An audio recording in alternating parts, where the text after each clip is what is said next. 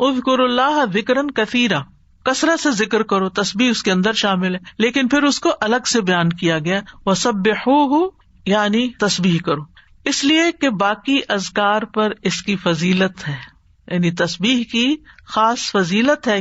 یعنی کچھ ذکر ہوتے ہیں نا کہ جس میں انسان اللہ تعالیٰ کو یاد کرتا ہے، اللہ تعالیٰ کی بڑائی بیان کرتا ہے، اللہ تعالیٰ کی تعریف بیان کرتا ہے، وہ بھی بہت اچھی بات ہے. اور کچھ ذکر ایسے ہیں کہ جن میں انسان اللہ تعالیٰ کو ہر عیب سے پاک قرار دیتا ہے. تو تعریف مکمل ہی نہیں ہوتی، ذکر مکمل ہی نہیں ہوتا جب تک آپ تسبیح نہ کریں. تو تسبیح اس کا ایک لازمی حصہ ہے. اور پھر خاص طور پر اس لیے بھی کہ جیسے یعنی صبح شام وقت بھی بتا دیا گیا کہ تسبیح کا زیادہ اچھا وقت جو ہے یا مناسب وقت صبح اور شام ہے، کیونکہ یہ اوقات اپنے اندر ایک خاص فضیلت رکھتے ہیں. صبح کا وقت یہ برکت کا وقت ہے، اور والعصر عصر کے وقت یہ اللہ نے قسم کھائی ہے. ادھر فجر کی والفجر ولیال عشر، اور ادھر عصر کی والعصر ان الانسان لفی خسر. وہاں پر انسان کو ایک دن مل رہا ہوتا ہے اور عصر کے وقت دن ہاتھ سے جا رہا ہوتا ہے، انسان خسارے میں پڑ رہا ہوتا ہے، لوز کر رہا ہوتا ہے، ایک چیز ہاتھ سے چھوٹ رہی ہوتی ہے. تو جس وقت کوئی نعمت مل رہی ہے اس وقت بھی اللہ کو یاد کرو، اور جس وقت کوئی نعمت جا رہی ہے اس وقت بھی خاص طور پر اللہ کو یاد کرو. ان اوقات میں اگر انسان اللہ تعالیٰ کو یاد کرتا ہے تو پھر ڈپریشن کا شکار نہیں ہوتا. یہ ذکر اس کے دل کو اسٹرینتھن کرتا ہے، اس کو قوت عطا کرتا ہے. اور یہ دو اوقات جو ہوتے ہیں ان میں ذکر تھوڑا سا مشکل بھی ہوتا ہے، کیونکہ آپ دیکھیں کہ فجر کی نماز پڑھنے کے بعد جو نیند کا آپ کے اوپر خاص طور پہ راتیں آج کل بہت چھوٹی ہیں، تو اس وقت اپنے آپ کو روک کر رکھنا اور بٹھا کر، خاص طور پر اگر آپ کو اشراق پڑھنے کی عادت ہے تو وہ سارا وقت یعنی آپ اسٹرگل کر رہے ہوتے ہیں کہ سوتے جاگتے گزار رہے ہوتے ہیں کہ آپ سوئے نہیں اس وقت، کیونکہ بہت زیادہ برکت کا وقت ہے. یعنی کوئی معمولی اجر ہے کہ پورے حج اور عمرے کا ثواب اگر انسان فجر کی نماز پڑھ کے اپنی جگہ پہ بیٹھا رہے اور ذکر اذکار کرتا رہے اور پھر سورج نکلے اور پھر 2 رکعت پڑھ لے تو اتنا زیادہ اجر و ثواب. تو یہ اجر و ثواب ایسے مفت میں نہیں ملتا. اللہ تعالیٰ کو پتا تھا کہ یہ وقت بندوں پہ کتنا بھاری ہوگا. اور اسی طرح عصر کا وقت کام کاج کا وقت ہوتا ہے، دن جا رہا ہوتا ہے، انسان اپنے کام سمیٹ رہا ہوتا ہے، جیسے خاص طور پر جو لوگ جابس پر ہوتے ہیں یا بزنس میں ہوتے ہیں تو وہ آفٹر نون میں یعنی پھر تھکان کا شکار ہو جاتے ہیں سارا دن کام کرنے کے بعد. تو کچھ لوگ اس وقت آرام کرنے لگتے ہیں، تو وہ وقت بھی بڑا قیمتی وقت ہے. لیکن یاد رکھیے کہ ان افضل اوقات کے علاوہ سارا دن بھی اور کسی بھی وقت ذکر کرنا باعث فضیلت ہے. اور اللہ تعالیٰ نے تو ہمیں پیدا ہی اپنی عبادت کے لیے کیا ہے، تو عبادت کی کچھ خاص شکلیں ہیں اور کچھ خاص طریقے ہیں اور کچھ عمومی چیزیں ہیں جو انسان کا ہر وقت عبادت میں شامل کر سکتی ہیں. وما خلقت الجن والانس الا لیعبدون. امام نووی کہتے ہیں کہ اس آیت سے پتہ چلا کہ بندے کی افضل حالت وہ ہے جب وہ اپنے رب کا ذکر کر رہا ہوتا ہے اور وہ ان اذکار میں مصروف ہوتا ہے جو رسول اللہ صلی اللہ علیہ وسلم سے وارد ہوئے، یعنی جو آپ نے بتائے ہیں یا آپ نے کیے ہیں. اور اس طرح انسان اپنی زندگی کا مقصد پورا کر رہا ہوتا ہے. اس کے علاوہ ہم دیکھتے ہیں کہ تمام مخلوقات اللہ کا ذکر کرتی ہیں. تسبح لہ السماوات السبع، 7 آسمان اللہ کی تسبیح بیان کرتے ہیں. کبھی ہمیں خیال نہیں آیا آسمان کی طرف دیکھتے ہوئے کہ یہ تسبیح کر رہا ہے. اور یہ نہیں 7 کے 7 کر رہے ہیں. والارض، یہ زمین جس پہ ہم چلتے ہیں، جس پہ ہم چیزیں اگاتے ہیں اور جس پہ گھر بناتے ہیں، یہ زمین بھی اللہ کی تسبیح بیان کرتی ہے. ومن فیہن، اور جو مخلوق ان کے اندر ہے، آسمان و زمین کے بیچ میں یا زمین کے اندر، چھوٹے چھوٹے کیڑے مکوڑے، ہر چیز، بڑے بڑے آبجیکٹس، سبھی تسبیح کرتے، چرند پرند، حیوان، انسان. پھر فرمایا وَإِن مِّن شَيْءٍ إِلَّا يُسَبِّحُ بِحَمْدِهِ، اور کوئی چیز نہیں مگر وہ اس کی حمد کے ساتھ اس کی تسبیح کرتی ہے. وَلَٰكِن لَّا تَفْقَهُونَ تَسْبِيحَهُمْ، لیکن تم ان کی تسبیح کو سمجھتے نہیں ہو، یعنی ان کی اپنی زبانیں، ان کی اپنی بولیاں ہیں. إِنَّهُ كَانَ حَلِيمًا غَفُورًا، بے شک وہ ہمیشہ سے بے حد بردبار، نہایت بخشنے والا ہے. داؤد علیہ السلام کے بارے میں ہم جانتے ہیں کہ ان کے ساتھ پرندے اور پہاڑ تسبیح کیا کرتے تھے. وَسَخَّرْنَا مَعَ دَاوُودَ الْجِبَالَ يُسَبِّحْنَ وَالطَّيْرَ، ہم نے داؤد کے ساتھ پہاڑوں کو مسخر کیا جو تسبیح کرتے تھے. فرشتے تسبیح کرتے ہیں. وَالْمَلَائِكَةُ يُسَبِّحُونَ بِحَمْدِ رَبِّهِمْ وَيَسْتَغْفِرُونَ لِمَنْ فِي الْأَرْضِ، فرشتے اپنے رب کی حمد کے ساتھ تسبیح کرتے ہیں اور زمین والوں کے لیے بخشش کی دعائیں کرتے ہیں. حاملین عرش جو ہیں وہ خاص طور پر اللہ کا ذکر کرتے ہیں.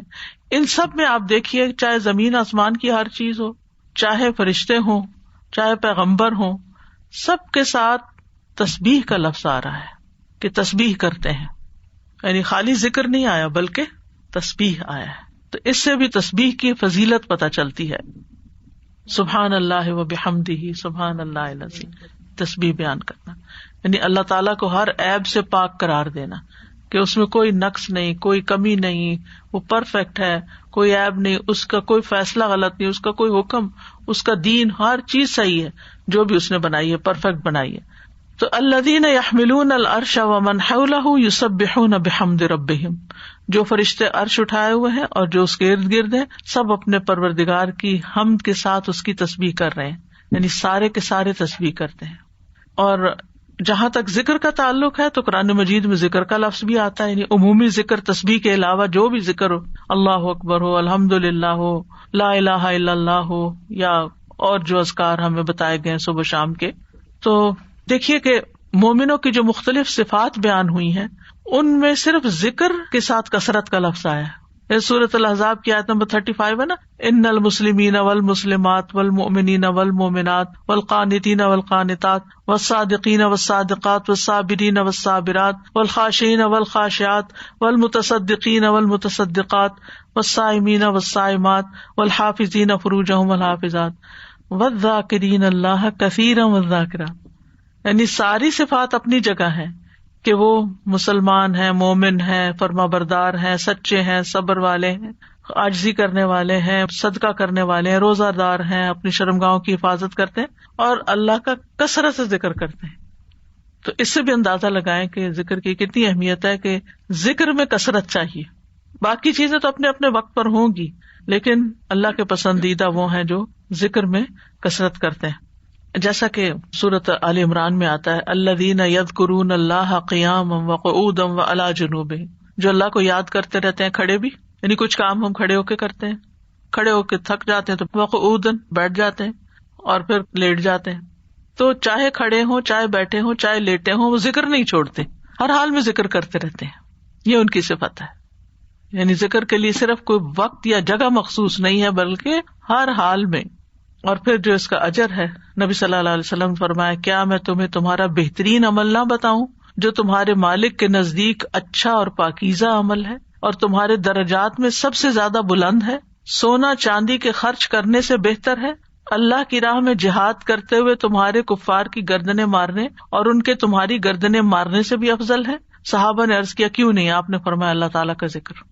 یعنی بعض اوقات انسان سوچتا ہے نا کہ میں تو کچھ کر نہیں پا رہا، لوگ تو بڑے بڑے نیکی کے کام کر جاتے ہیں، اتنے مالدار ہیں، وہ اتنا صدقہ خیرات کرتے ہیں. خاص طور پر انسان جب ایسی چیریٹیز کے بارے میں سنتا ہے جو لوگ بہت آگے بہت بڑے بڑے کام کرتے ہیں تو انسان سوچتا ہے کہ میرے پاس تو کچھ ہے ہی نہیں کرنے کے لیے، میں تو ان کے برابر کبھی آ ہی نہیں سکتا. کچھ لوگ ہر سال حج عمرے پہ چلے جاتے ہیں، انسان سوچتا ہے میں تو یہ بھی نہیں کر سکتا. اسی طرح کچھ لوگ اور بڑے بڑے کام کر رہے ہوتے ہیں، خدمت خلق کے بڑے کام کر رہے ہوتے ہیں. آپ کبھی کبھی پڑھتے ہیں نا کہ مخصوص شخصیات کے بارے میں، اس نے اتنے ہزار لوگوں کو مسلمان کیا، انسان سر پکڑ کے بیٹھ جاتا ہے کہ ہم نے تو ایک کو بھی نہیں شاید کیا. تو اسی طرح فلاں شخص نے اتنے 100 مسجدیں افریقہ میں بنوا دی، کہتے ہم نے کیا کیا؟ تو اپنا بہت ہی چھوٹا لگتا ہے بھی چھوٹا، ایسا کچھ نہیں.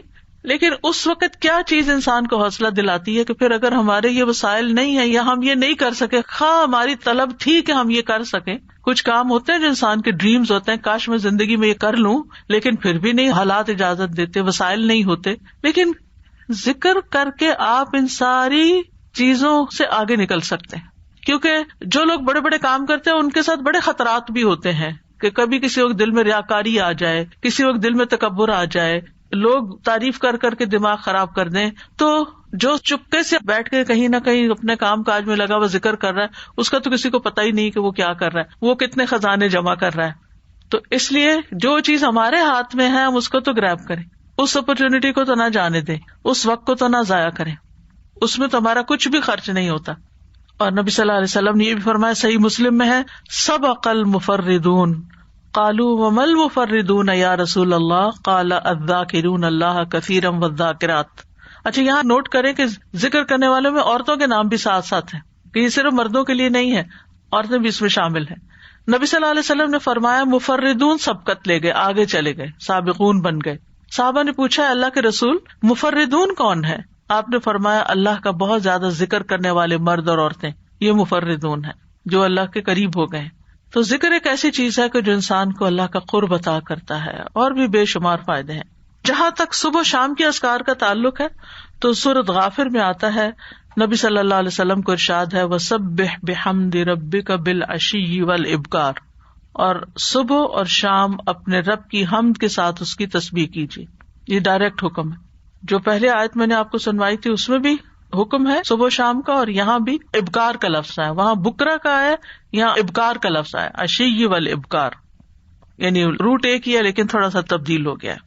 سورۃ طٰہٰ میں بھی آتا ہے فاصبر علی ما یقولون وسبح بحمد ربک قبل طلوع الشمس وقبل غروبها ومن آناء اللیل فسبح واطراف النہار لعلک ترضی. سو ان باتوں پہ صبر کیجیے جو وہ کہہ رہے ہیں, اور سورج طلوع ہونے سے پہلے اور اس کے غروب ہونے سے پہلے اپنے رب کی حمد کے ساتھ تسبیح کیجیے. تو تسبیح کا خاص وقت جو ہے, ویسے تو سارا دن کر سکتے ہیں, خاص اوقات یہ بتائے جا رہے ہیں جو قرآن میں خود بتا دیے گئے. اور رات کے کچھ اوقات میں بھی بس اس کی تسبیح کیجیے. رات کے کچھ اوقات میں, جیسے حضرت فاطمہ رضی اللہ تعالیٰ عنہا کو نبی صلی اللہ علیہ وسلم نے تھکاوٹ کا علاج کیا بتایا تھا؟ تسبیحات. تو اپنا آخری کام تسبیح کیا کیجیے. نبی صلی اللہ علیہ وسلم خود بھی یعنی جب تک نیند نہیں آتی تھی تسبیح ہی کیا کرتے تھے. اور رات کے کچھ اوقات میں بھی بس تسبیح کیجیے, اور دن کے کناروں میں, تاکہ آپ خوش ہو جائیں. تو اس سے کیا پتہ چلتا ہے؟ یہ خوش ہونے کا نسخہ ہے, خوش ہونے کا راز ہے, اس میں خوشی حاصل کرنے کا ذریعہ ہے. یعنی اگر آپ چاہتے ہیں کہ آپ کا دل مطمئن ہو, خوش ہو, تو آپ کو ان اوقات میں لازماً تسبیح کرنی چاہیے. اور جو ان اوقات میں تسبیح نہیں کرتے وہ غافلین میں شمار ہوتے ہیں, کیونکہ اللہ تعالیٰ فرماتے ہیں وَاذْكُر رَبَّكَ فِي نَفْسِكَ تَضَرُّعًا وَخِيفَةً وَدُونَ الْجَهْرِ مِنَ الْقَوْلِ بِالْغُدُوِّ وَالْآصَالِ وَلَا تَكُن مِنَ الْغَافِلِينَ. اور اپنے رب کا ذکر کیجیے اپنے دل میں عاجزی اور خوف سے, بغیر بلند آواز کیے, چپکے چپکے, دل ہی دل میں, صبح اور شام کے وقت, اور آپ غافلوں میں سے نہ ہونا. یعنی جو ان اوقات میں تسبیح نہیں کرتے, ذکر نہیں کرتے, وہ غافل شمار ہوتے ہیں. اور خاص طور پر اس وقت میں جو تھوڑا سا بھی ذکر کیا جاتا ہے اس کا اجر بہت زیادہ ہے. رسول اللہ صلی اللہ علیہ وسلم نے فرمایا جو لوگ نماز فجر سے سورج نکلنے تک اللہ کا ذکر کریں, مجھے ان کے ساتھ بیٹھے رہنا زیادہ پسند ہے. کیونکہ نبی صلی اللہ علیہ وسلم کو حکم دیا گیا تھا نا, وَاصْبِرْ نَفْسَكَ مَعَ الَّذِينَ يَدْعُونَ رَبَّهُمْ بِالْغَدَاةِ وَالْعَشِيِّ يُرِيدُونَ وَجْهَهُ. آپ ان لوگوں کے ساتھ رہیے, ان کے ساتھ بیٹھیے جو اپنے رب کو صبح شام پکارتے ہیں, اور ان سے اپنی نگاہیں نہ پھیریے. تو آپ نے فرمایا مجھے ان کے ساتھ بیٹھے رہنا زیادہ پسند ہے بنسبت اس کے کہ میں اولاد اسماعیل سے 4 غلام آزاد کروں. ایک وہ نیکی ہے, اور ایک ایسے لوگوں کی کمپنی میں بیٹھنا جو اس وقت اللہ کا ذکر کرتے ہیں, اور میں ایسے لوگوں کے ساتھ بیٹھا رہوں جو نماز عصر سے سورج غروب ہونے تک اللہ کا ذکر کرے. یہ زیادہ پسندیدہ ہے اس سے کہ 4 غلام آزاد کروں.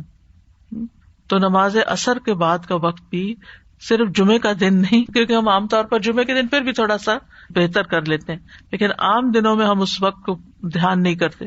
ٹھیک ہے, اگر اس وقت میں آپ کے کچھ مخصوص کام ہے گھر کے, یا واک کا وقت ہے, یا کوئی بھی, تو اس وقت کی برکت کی وجہ سے کہ یہ ذکر کا خاص وقت ہے. اور آپ نے یہ بھی دیکھا ہوگا کہ پرندے بھی صبح کے وقت سورج نکلنے تک چہچہا رہے ہوتے ہیں, اور پھر اس کے بعد جب چڑیا اپنے گھونسلوں کو جاتی ہیں اور جو ہی سورج غروب ہو جاتا ہے تو خاموشی سے سونے لگتی ہیں. تو یہ اوقات بھی یعنی ایک نیچرل